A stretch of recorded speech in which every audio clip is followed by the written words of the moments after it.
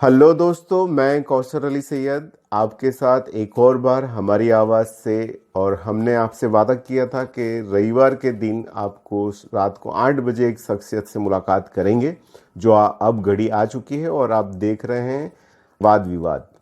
हर दिल अजीज राजनीति के नाड़ी वैद्य, कलम के सिपाही, अपनी बहुत ऊंची सोच रखने वाले जनाब सलीम हाफिजी वैसे तो किसी परिचय के मोहताज नहीं है। राजनीति में दिलचस्पी रखने वाला हर शख्स उनकी शख्सियत से वाकिफ है। गुजरात की राजनीति के गलियारों में एक कहावत बहुत प्रचलित है, जो सलीम हाफिजी को नहीं जानता वो किसी को नहीं जानता या उसका कोई वजूद नहीं है।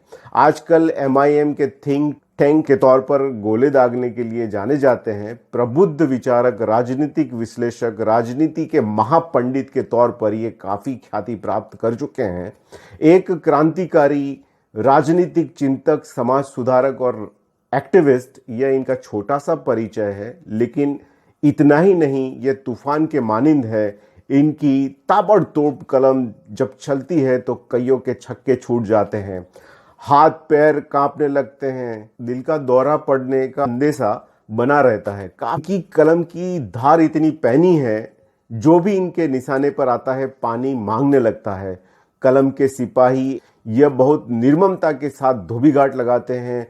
लोग इनकी कदर करने से ज़्यादा इनसे डरते हैं। इनके विरोधी इनकी प्रशंसा करते हैं और इनके शुभचिंतक, करीबी दोस्त हमेशा आशंकित और भयभीत रहते हैं कि न निशाने पर आ जाए। आजकल सलीम हाफिजी नामक राजनीतिक सुनामी गुजरात में उबड़ खाबड़ राजनीतिक जमीन को समतल करने का काम कर रहे हैं, ताकि एमआईएम सो कॉल्ड मुस्लिम हित रक्षक की फसल का बीजारोपण किया जा सके।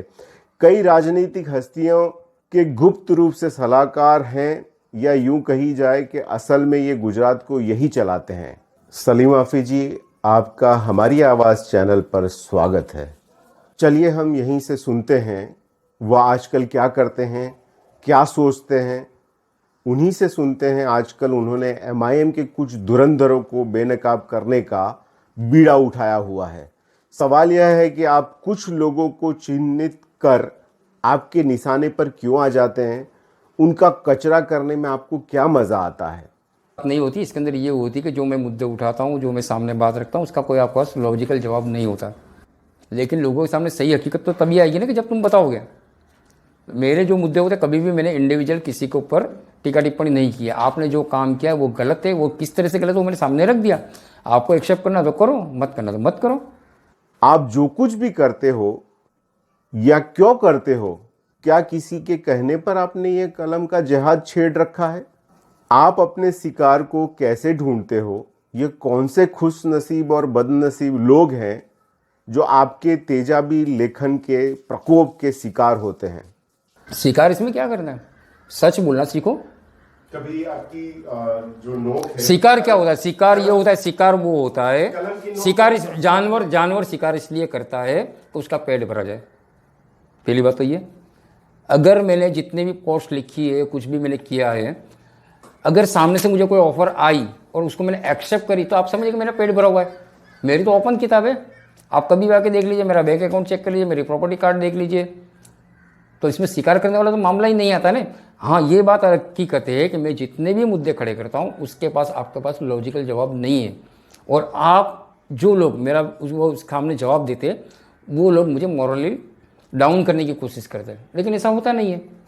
आपको ये चाहिए कि अगर जो मुद्दे मैंने खड़े किए, जैसे मैंने वामपंथ के बारे में बार बार आपको बता रहा था, सबको मैं बताता था कि वामपंथ इस्लाम और मुसलमानों के लिए घातक है। ये बार बार मैं बताता रहा। फिर भी जब मजलिस के अंदर वामपंथी लोग, वामपंथी विचारधारा वाले लोग आए, तो भुगतना किसको पड़ा? पार्टी को। माफ़ी किसको मांगनी पड़ी? मजलिस के मीडिया इंचार्ज को। माफ़ी किसको मांगनी पड़ी? मजलिस के कैंडिडेट को। और इसका भुगतान कौन करेगा? पार्टी का वो कैंडिडेट जो 2022 में सामने आएगा। उसको जवाब देना है कि मजलिस के अंदर ऐसे अहदेदारों ने क्यों सैयदों पे हमला किया, क्यों आलिम दीन पे हमला किया। तो ये पार्टी को लॉन्ग टर्म के अंदर नुकसानकारक है, वामपंथी और वामपंथी विचारधारा वाले लोग। और ज़रूरी नहीं कि वामपंथी और वामपंथी विचारधारा वाले लोग और ब्राह्मण और ब्राह्मणवादी विचारधारा वाले लोग सिर्फ ब्राह्मण या कोई एक पर्टिकुलर हो। वो मुसलमान भी हो सकते हैं, वो बिजनेसमैन भी हो सकते हैं, वो एनजीओ वाले भी हो सकते हैं। यानी ये सब चीज़ों को आपको इतना ही देखना है कि जो कुछ भी कर रहा है उसकी इम्पैक्ट पार्टी पे क्या हो रही है। पार्टी पे अगर पॉजिटिव हो रही है तो वह पार्टी के लिए अच्छा है, मुसलमान के लिए अच्छा है। उसकी नेगेटिव इम्पैक्ट आ रही है तो वह आदमी न तो मजलिस के लिए अच्छा है न तो मुसलमान के लिए अच्छा है। आप ये देखिए कि वो जो आप जो काम कर रहे हो ना उससे आपकी आइडियोलॉजी पता चलती है। शमशाद पठान ने पहले हमारी मुस्लिम तंजीमों पर ललकारा, बाकायदा हॉल के अंदर बड़ी सभा करके, और एक वामपंथी जिग्नेश मेवाणी को बुलाकर दोनों ने बोला कि तंजीम हमारी बात माने, अगर नहीं मानेगी तो हम उनका बॉयकॉट करेंगे और हम विधानसभा का घेराव करके हमारी बातें मनवाएंगे सरकार से। ये एक बात हो गई। उसके बाद में उन्होंने यहाँ पर आकर क्या किया, उन्होंने आकर ऐसे लोगों को मीडिया इंचार्ज बनाया कि जो सैयदों पे जाके हमला करे। तो ये वामपंथी हुआ कि नहीं हुआ? तो ये वामपंथी आदमी अपने माथे पर लिखा कर नहीं आता कि मैं वामपंथी हूँ, उसके जो करने, मैं तो पहले चेता रहा था कि ये वामपंथी, आप इसको हटाइए, ये नहीं होने चाहिए, नहीं होने, पहले से मैं बोल रहा था। आपने रखा तो नतीजा देख लो। नतीजा ये हुआ कि पॉलिटिकल नुकसान किसका हुआ? मजलिस का हुआ। सुफियान राजपूत की एक छोटी सी हरकत की वजह से क्या हुआ? पॉलिटिकल नुकसान हुआ आपका। तो पार्टी को पॉलिटिकल नुकसान कौन कर रहा है? वामपंथी विचारधारा वाले लोग। इसलिए मैं बोलता हूँ कि वामपंथी विचारधारा कभी भी मजलिस के अंदर, मैं तो यहाँ बोलता हूँ कि हावी तो नहीं, एंड्रिज मत दो। गुजरात के अंदर जितने भी 80 लाख मुसलमान हैं वो दो में से एक की तरफ जुड़े हुए हैं, बराबर। या तो वो आलिम दीन की तरफ भी है और अपने अपने ये बरेलवी तरफ सोच वाले जो लोग हैं वो सैयदों के साथ जुड़े, सैयदों की ताज़ीम करते। सैयदों की ताज़ीम हर एक लोग करता है, आलिम दीन की ताज़ीम हर लोग करते, हर जितने भी फ़िरके वाले थे सभी करते हैं। आपने कभी देखा कि कभी किसी आलिम की कोई एक आम मुसलमान ने उनकी बेइज्जती की हो? नहीं की, कभी नहीं होती। सैयदों की कभी नहीं होती। आप ये बता रहे हो कि हम सैयदों की बेइज्जती कर सकते हैं, कौन बता रहा है? वामपंथी। ये लोग बता रहे हैं कि आप आलिम दीन के बारे में सोशल मीडिया पर लिख सकते हो, कौन बता रहा है? क्योंकि वहाँ पे 4 लोग तो तुम्हारे सपोर्टर होंगे, तो लोगों के दिमाग में ये बात डाली जा रही है। तो ये डाली क्यों जा रही है? ये डाली इसलिए जा रही है कि इन लोगों को ऊपर से तुमको ये लगता है कि लोग इनकी आस्था, इनके साथ आस्था से जुड़े, वहाँ से हट के हमारे पास आ जाए। तो मजलिस के ऊपर तो देखिए, हाँ, सारे आले रसूल, सारे आलिम दीन मजलिस के लिए तो चाहते ही है, हर जगह, पूरे हिंदुस्तान के अंदर, हिंदुस्तान के बाहर से। तो आप ये यहाँ गुजरात में क्यों कर रहे हो? ये आम मुसलमान नहीं कर रहा है, ये वामपंथी लोग कर रहे हैं। इसलिए मैं बार बार बताता हूँ कि वामपंथी गुजरात की मजलिस पे हावी तो नहीं होना चाहिए। मैं तो यहाँ तक कहता हूँ कि अगर मेरा चले तो मैं इनको मजलिस का मेंबर तक ना बनाऊँ। वामपंथी और लखोटा गैंग, आप इन शब्दों को बहुत ज़्यादा सोशल मीडिया पर इस्तेमाल करते हैं। आखिरकार वामपंथी और लखोटा गैंग किस बला का नाम है? ऐसे लोग हर दम आपके निशाने पर क्यों रहते हैं?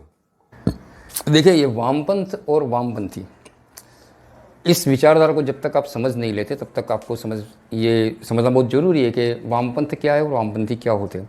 ये विचारधारा के ज़्यादातर लोग ये मानते हैं कि विज्ञान को धर्म के ऊपर सुपीरियरिटी होनी चाहिए और इंसान को साइंस की तरफ आगे बढ़ना चाहिए, जबकि धर्म को छोड़ कर चले।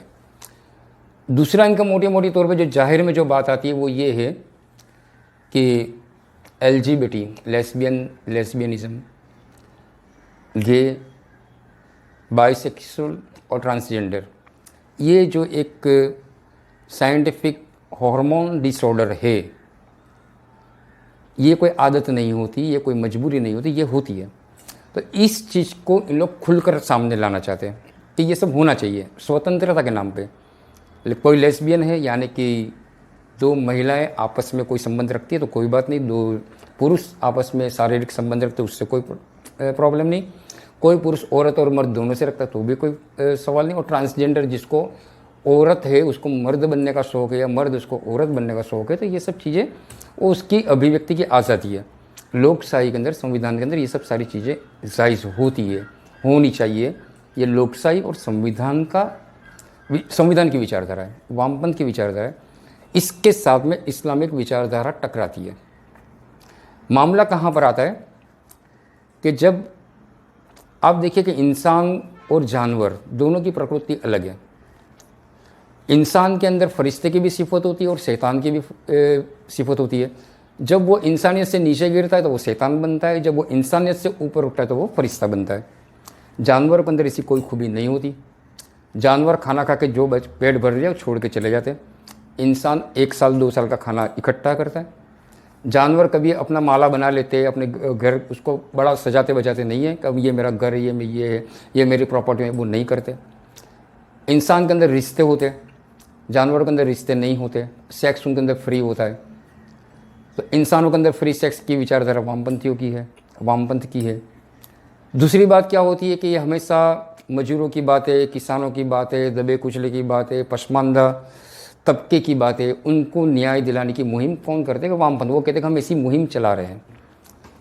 अब ये मुहिम क्यों चलती है, कैसे चलती है, वो उसको समझने की ज़रूरत है। वामपंथ को जिंदा रखने के लिए, वामपंथी को जिंदा रखने के लिए आपको एक बॉडी चाहिए, आपको एक गरीब चाहिए, आपको एक श्रमिक चाहिए, एक पसमानदा चाहिए कि जिसकी लड़ाई वो लड़ सके। ये अपनी लड़ाई नहीं लड़ते, ये दूसरों की लड़ाई लड़ते हैं। और किन की लड़ाई लड़ते हैं? उन लोगों की जो दबे कुचले हैं। सवाल ये है कि दबे कुचलों की लड़ाई लड़ना नाजायज़ नहीं है, होना चाहिए, लड़ना चाहिए, लेकिन दबे कुचले का अस्तित्व बनाए रखना, कि दबे कुचले हमेशा के लिए हमारे बीच में रहे, मजदूर मजदूरी रहे, गरीब गरीबी ही रहे, पसमानदा पसमानदा रहे, ये वामपंथ की विचारधारा है। तो मामला कहाँ है कि वामपंथ अगर मुसलमानों के अंदर पेनिट्रेट करता है तो हमारे बच्चे भी वही राजनीति करेंगे। हमारा काम ये है कि मुस्लिम समाज को, मुस्लिम के हर एक बच्चे को अपने पैर पर खड़ा करना, और उसकी जो हिस्सेदारी है वो हिस्सेदारी उसको मिलनी चाहिए। वो एजुकेशन के अंदर हो सकती है, इंफ्रास्ट्रक्चर के अंदर हो सकती है, नौकरी के चांसेस में हो सकती है। हर एक जगह के ऊपर मुस्लिम समाज को अपना हिस्सा दिलाना, ये मुस्लिम राजनीति है। जो वामपंथी राजनीति ये चीज़ करने में नाकाम रही है। इसलिए वामपंथी से भी मेरा विरोध है, वामपंथियों से भी मेरा विरोध है। मजलिस के अंदर जो वामपंथी आकर बैठे, जैसे शमशाद पठान, बराबर, उनका भी विरोध इसी बात पे मैं कर रहा हूँ कि उनके आने के बाद में भी हमारी राजनीति को वामपंथी राजनीति पे ले जाया जाएगा।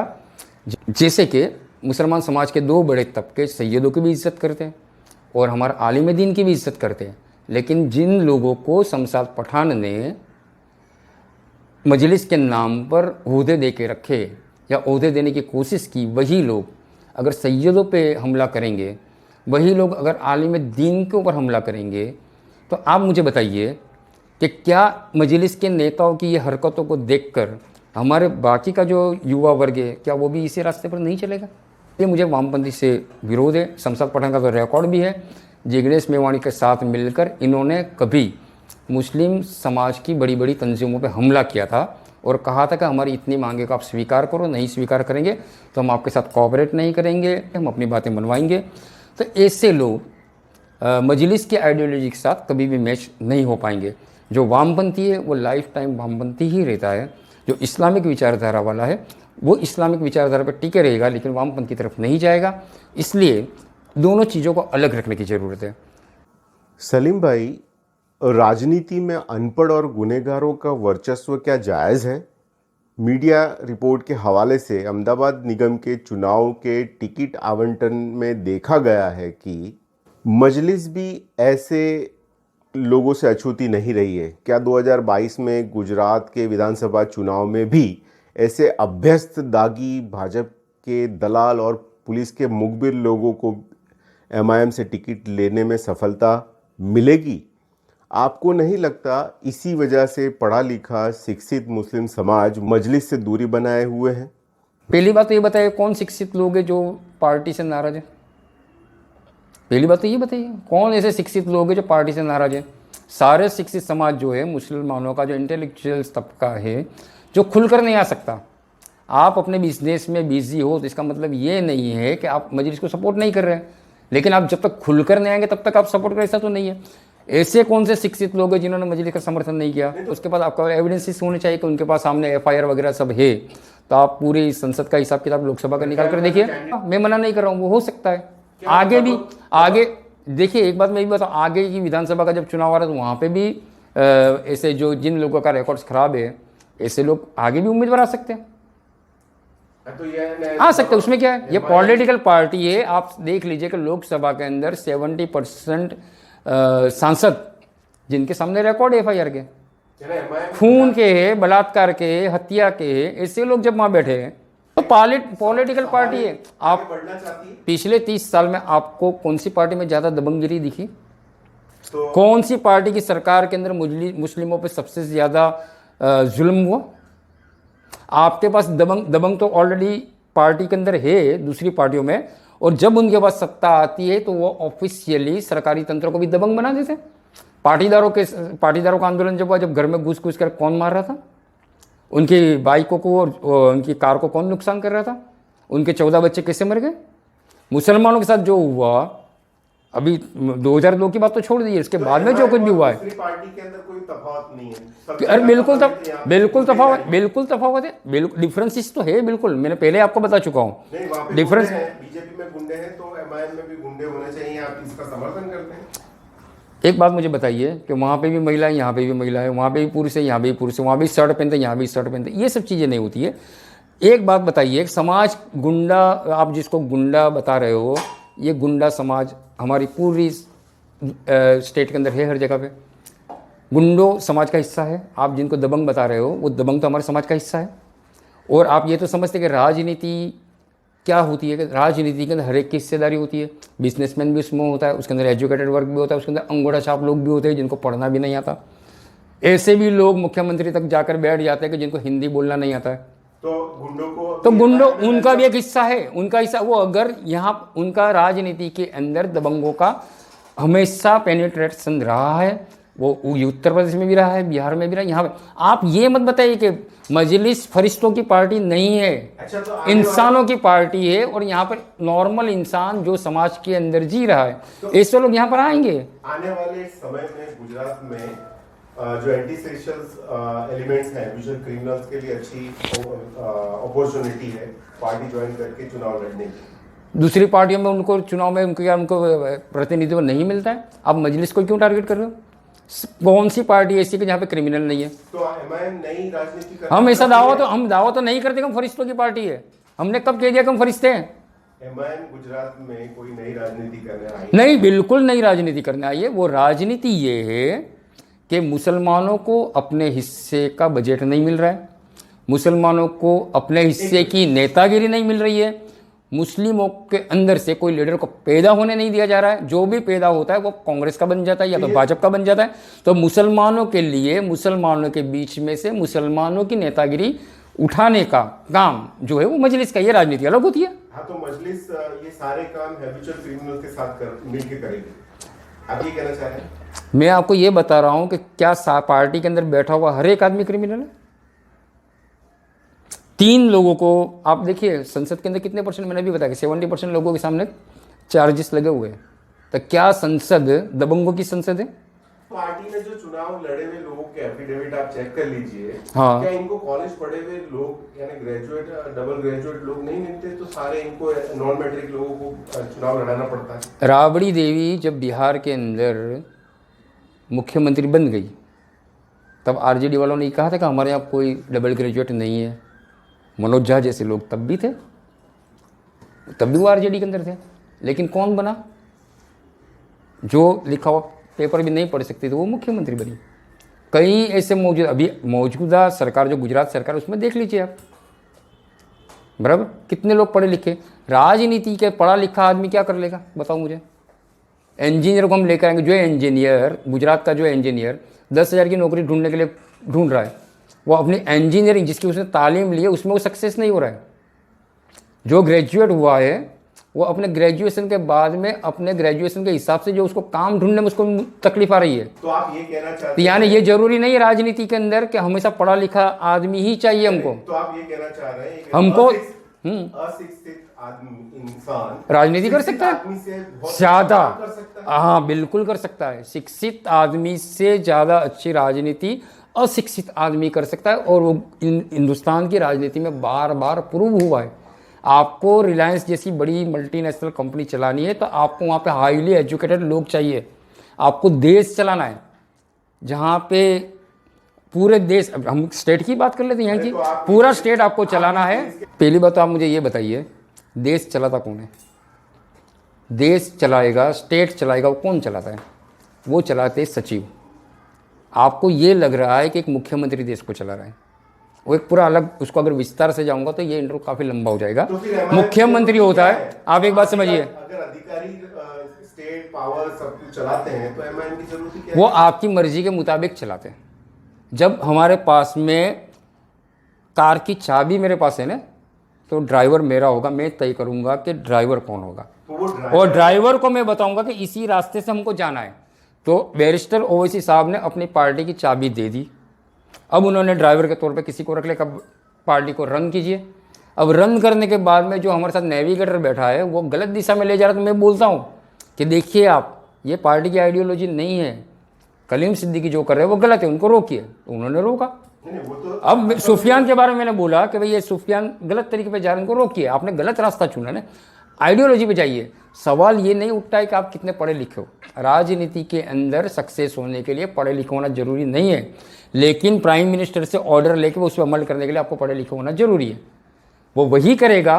तो आप ये कहना चाहते हैं कि ड्राइवर अशिक्षित होगा तो चल जाएगा? चलेगा, उसको ड्राइव करना है। इसी वजह तो असदुद्दीन ओवैसी साहब भी नॉन मैट्रिक लोगों को ही प्रमोट करना चाहते हैं। वो मैं कैसे कह सकता हूँ? वो आप कह रहे हो ना, वो किसको प्रमोट करना चाहते हो, कैसे आप, हो सकता है वो आपको प्रमोट करना चाहते हो, आपको पता नहीं है।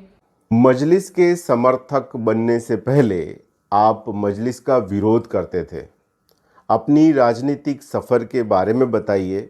एमआईएम से जुड़ने से पहले आपका पहला इश्क आम आदमी पार्टी था, फिर आपने बीएसपी के हाथी की तरफ नज़र दौड़ाई, फिर आपने कांग्रेस का हाथ थामा, बीच में आप एसडीपीआई के साथ भी आपका याराना रहा। आखिरकार इन पार्टियों से आपको तलाक क्यों देना पड़ा? ये सवाल तो कई लोगों ने उठाया, पहले भी कई लोगों ने उठाया, सोशल मीडिया में लोगों ने लिखा है, लेकिन कभी भी किसी ने, जो मुझे समझते हैं उन लोगों ने कभी मुझे मुंह पे सवाल नहीं किया है। लेकिन ये सवाल सोशल मीडिया में खास करके आया है कि पहले मैं मजलिस का विरोध करता था, और उसके बाद में जब मजलिस आई तो पहले ही दिन से मैं मजलिस के साथ में दिखा। राजनीति ऐसी चीज़ होती है कि आपको पता नहीं चलेगा किस जगह पे किस चीज़ की ज़रूरत है। मजलिस ऑथोराइज रूप से, आधिकारिक रूप से 1 जनवरी 2021 को गुजरात में आई। उससे पहले ये होता था कि गुजरात के अंदर सिर्फ 2 पार्टी थी, एक भाजपा और एक कांग्रेस। और जाहिर सी बात है कि मुस्लिम नेता जो भी होंगे, मुस्लिम विधायक होंगे, मुस्लिम काउंसिलर होंगे, वो तो भाजपा की तरफ से तो नहीं होंगे और कांग्रेस की तरफ से होंगे। और मजलिस, सोशल मीडिया ऐसी चीज़ है कि वो गुजरात की सरहद, बिहार की सरहद, पश्चिम बंगाल की सरहद नहीं देखता है। सोशल मीडिया पूरे वर्ल्ड के अंदर घूमता है, तो मैसेजेस यहाँ पर भी आएंगे, वहाँ पर भी जाएंगे।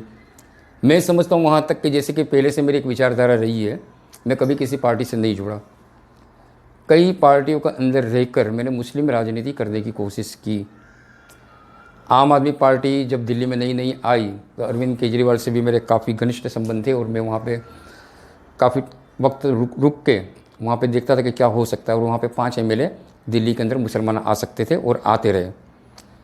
उसके बाद में गुजरात के अंदर 2017 में जब इलेक्शन आया, तब कोशिश की कि बहुजन समाज पार्टी कुछ सीटों के ऊपर मुस्लिम, दलित और पाटीदार को इकट्ठा करके अलग से सीट लड़े और कांग्रेस से बातचीत कर ले, तो जो सरकार बनाने में जो सीटें कम पड़ेगी वो सीट बसपा से मिलेगी। तो भी हम यहाँ पर एक सेक्युलर सरकार, सो कॉल्ड सेक्युलर, अगर बिल्कुल ही फासिस्ट सरकार और एक सो कॉल्ड सेक्युलर सरकार, ये दोनों के अंदर फ़र्क होता है। कम से कम यहाँ पे बोल सकते हैं। सो कॉल्ड सेक्युलर को भी हम कह सकते हैं कि भाई ये चीज़ नहीं चलेगी, ये नहीं होना चाहिए। जबकि जब फासिस्ट ग्रुप होता है वहाँ तो आप कोई आर्ग्यूमेंट कर ही नहीं सकते। तो ये कोशिश 2017 में भी थी, तो उस वक्त बसपा से भी बात करना हुआ। उसके बाद में 2018 के अंदर जब कर्नाटक का चुनाव आया तो वहाँ पे कांग्रेस के मुस्लिम विधायक थे, तो उनके लिए भी मैंने काम किया। लेकिन मेरी लाइफ में मैंने कभी भी कोई पार्टी को कभी भी नहीं ज्वाइन किया। मैं कभी भी किसी पार्टी का मेंबर नहीं बना, कभी भी किसी भी पार्टी का मैंने उनका जो खेस बोलते या उनका गमछा पहनते वो मैंने नहीं पहना। लेकिन जब गुजरात के अंदर मजलिस आ गई तब पहले दिन से मैं गुजरात में मजलिस के साथ खड़ा था। इम्तियाज़ जलील साहब आए, वारिस पठान साहब आए, ओवैसी साहब के पीए, उनकी पूरी टीम यहाँ पर आई, उनके साथ मैं कोऑर्डिनेट करता रहा, बातें करता रहा। और करीब मैं आपको बताऊं कि सितंबर या अक्टूबर से मिड से मैंने प्रचार करना शुरू कर दिया था कि कभी भी मजलिस गुजरात में आ सकती है, आप क्या करोगे। और उस वक्त कोई प्लेटफॉर्म नहीं था, तो मैंने एसडीपीआई के टीम के साथ मिलकर भी मैंने काम किया और उनको भी ये बताया कि आपको गुजरात में मुस्लिम राजनीति करने के लिए जब पार्टी आ रही है हम सब मिल के करते हैं। तो मामला ये है कि पहले विरोध करना इसलिए भी होता था कि क्योंकि यहाँ पर कांग्रेस के जो 2 या 3 विधायक चुन के आते थे तो लोग तो समझते नहीं है ना। तो वहाँ पे जब मजलिस किसी स्टेट के अंदर कांग्रेस का विरोध करती है या किसी स्टेट के अंदर टीएमसी का विरोध करती है, किसी स्टेट में शिवसेना का विरोध करती है, तो वो एक अपनी स्टेट की पॉलिसी होती है। गुजरात के अंदर जब मजलिस नहीं है तो कांग्रेस में जो बची कुची मुस्लिम नेतागिरी है उसको भी डिफेंस करना ज़रूरी था। आप देखिए कि आज जो मजलिस में जो लोग जुड़े हैं उसमें से 2 लोग 3 लोग दरियापुर विधानसभा के अंदर कांग्रेस के उम्मीदवार के सामने पर्चा भरकर बैठे थे। अब उस वक्त अगर आप कांग्रेस को डिफेंस नहीं करते, ये मोटे तौर पर आप कहते हैं कांग्रेस को मैं डिफेंस कर रहा हूँ, मैं कांग्रेस को नहीं कर रहा था, मैं उस वक्त भी मुस्लिम कैंडिडेट को, क्योंकि जो ये 3 जन के जो मैंने नाम लिए कि दरियापुर में जिन लोगों ने पर्चा भरा था और एक चौथे थे रनिंग विधायक यासुद्दीन शेख, ये 4 में से तो एक पार्टी के साथ जो चल रहा है उसी के चांसेस बनते थे कि वही इलेक्शन जीतेगा, लेकिन वो सिर्फ 2000 के आसपास वोट से जीते। अगर आप सोचिए कि उस वक्त हम अंधाधुंध उसके अंदर विरोध करना शुरू करें और ये 3 में से एक ने तो अपना पर्चा वापस ले लिया था। क्यों ले लिया था, कैसे ले लिया था, वो सब जानते हैं। किस कंडीशन में उन्होंने वापस लिया था, किस कंडीशन के आधार पर उन्होंने लिया था, बाकी के 2 चालू रहे थे। अगर उन लोगों ने 500 600 वोट ज़्यादा लिए होते तो उस वक्त गुजरात के अंदर एक मुस्लिम विधायक कम हो जाता। तो कई जगह पे ऐसी बात होती है कि भाई मजलिस का विरोध आप पहले क्यों करते थे, अब मजलिस में क्यों हो। आज मजलिस के अंदर जिन लोगों ने ओहदा लिया है वो कभी आम आदमी पार्टी का खेस पहन कर घूम रहे थे, कभी बसपा का पहन कर फिर घूम रहे थे, कभी वो निर्दलीय थे। हर एक का अपना राइट होता है, वो सवाल नहीं उठता है। लेकिन सवाल मेरे पे उठाया जा रहा है, क्यों कि आप पहले विरोध क्यों करते थे, अब आप विरोध नहीं कर रहे, तो क्या आप ये चाहते कि मैं मजलिस का विरोध करूं। तो कुछ लोग वाकई में चाहते हैं कि आप मजलिस का विरोध करो, मैं क्यों करूं, कि जबकि ये मेरी विचारधारा के साथ में मेरी जो मुस्लिम राजनीति की विचारधारा है उसके अंदर SDPI और मजलिस ये दोनों पार्टी फिट बैठती है।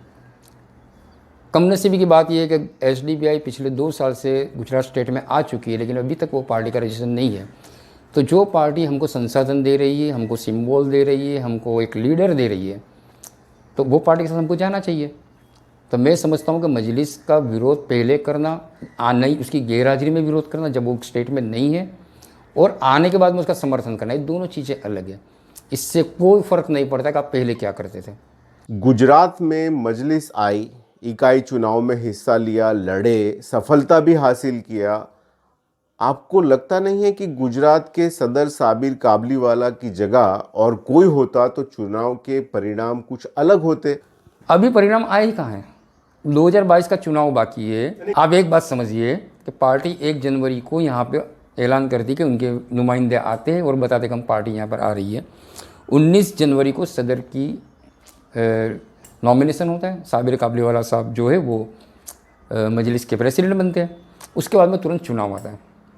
आप बताइए कि 21 उम्मीदवारों का नॉमिनेशन होता है जो चुनाव में आते हैं, उसमें से 7 को जिताते हैं। 33% कामयाबी मजलिस को मिलती है। ये कामयाबी साबिर भाई की वजह से नहीं है, ये कामयाबी किसी कैंडिडेट की वजह से नहीं है, ये कामयाबी सिर्फ और सिर्फ बैरिस्टर असदुद्दीन ओवैसी की छवि और उनके विचार, पार्टी की विचारधारा का आधार पर है। अब साबिर भाई की जगह पर कोई और होता तो भी मैं नहीं समझता कोई फ़र्क पड़ता, क्योंकि साबिर भाई के सामने देख के किसी ने वोट नहीं दिया।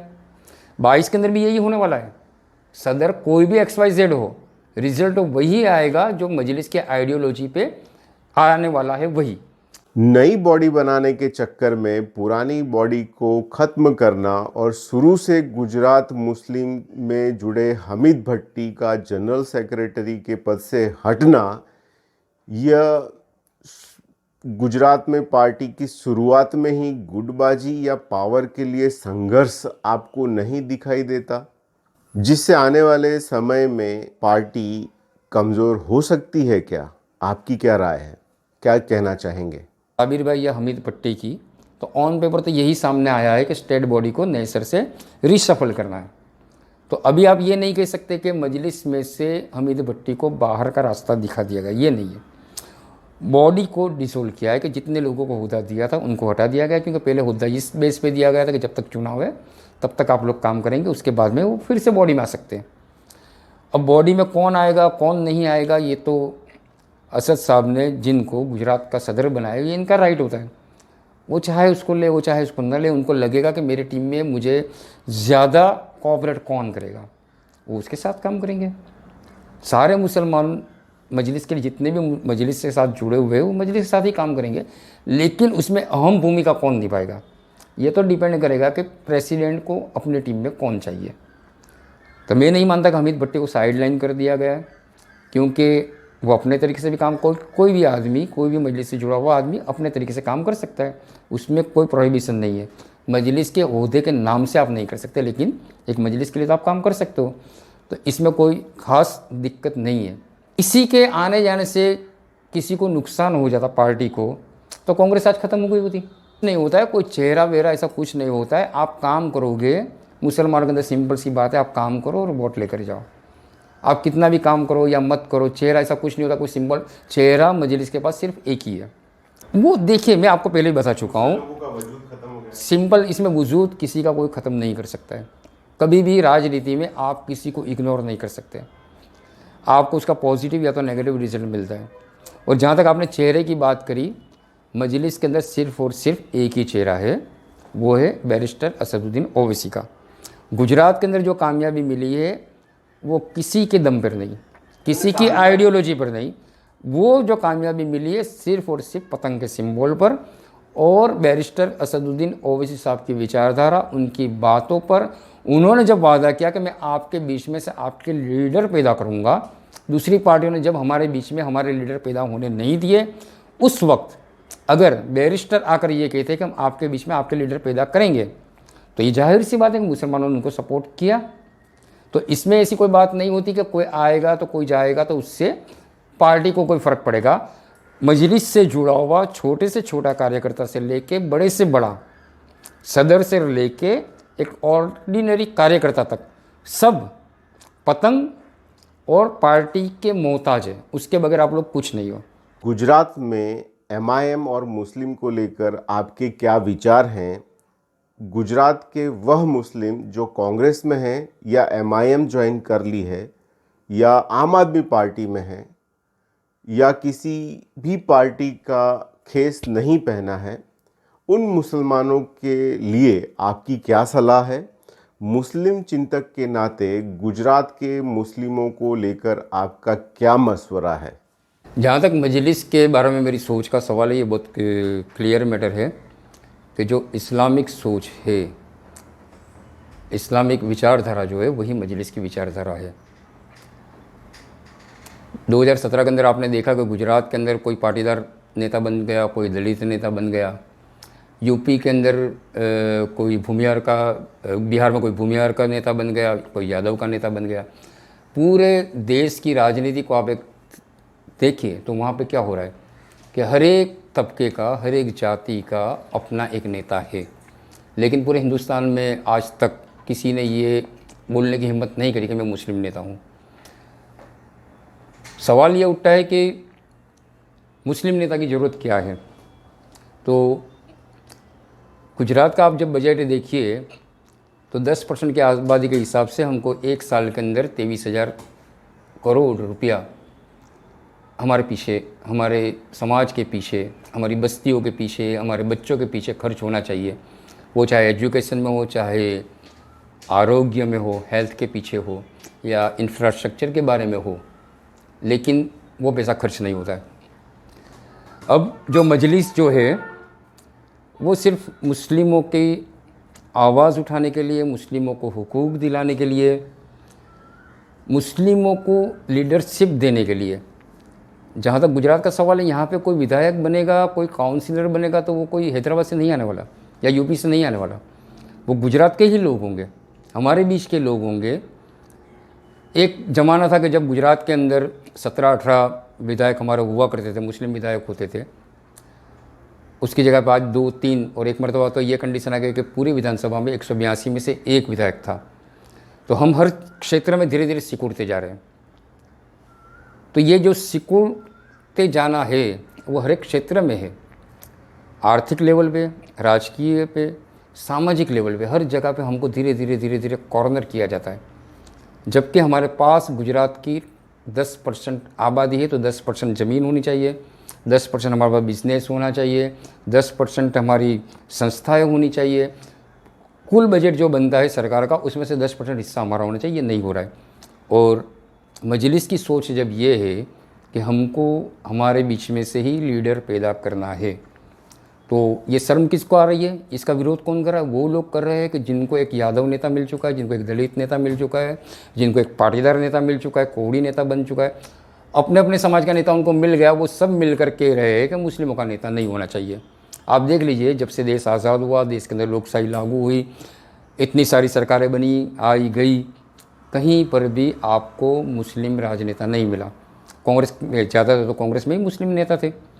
कभी भी उन्होंने ये नहीं कहा अभी कभी हमारा नेता हुआ तो मुलायम सिंह यादव हुआ, कभी हमारा नेता हुआ तो कि लालू प्रसाद यादव हुआ, कभी इंदिरा गांधी हमारी नेता है। तो ये मामला जो है कि पूरे धीरे सिकुड़ते जाना, और ये सिकुड़पन को रोक देना, कहीं ना कहीं किसी को तो बोलना पड़ेगा। अब कोई नहीं बोल रहा है तो वो मजलिस बोल रही है, तो मजलिस की यही सोच है। और मैं भी यही सोचता हूँ कि बरसों से मैं मुस्लिम राजनीति ही करता आया था, उसी का ये एक पहलू है कि जिसके अंदर मजलिस के साथ जुड़ना काफ़ी ज़रूरी है। ये थे सलीम हाफिजी, जिनके साथ वाद विवाद प्रोग्राम में बहुत तीखे सवालों का जवाब उन्होंने दिया। हम चाहते हैं सलीम हाफिजी अपने राजनीतिक करियर में बहुत आगे तक जाएं। वाद विवाद कार्यक्रम में अगले कोई शख्सियत के साथ में आपकी मुलाकात कराएंगे।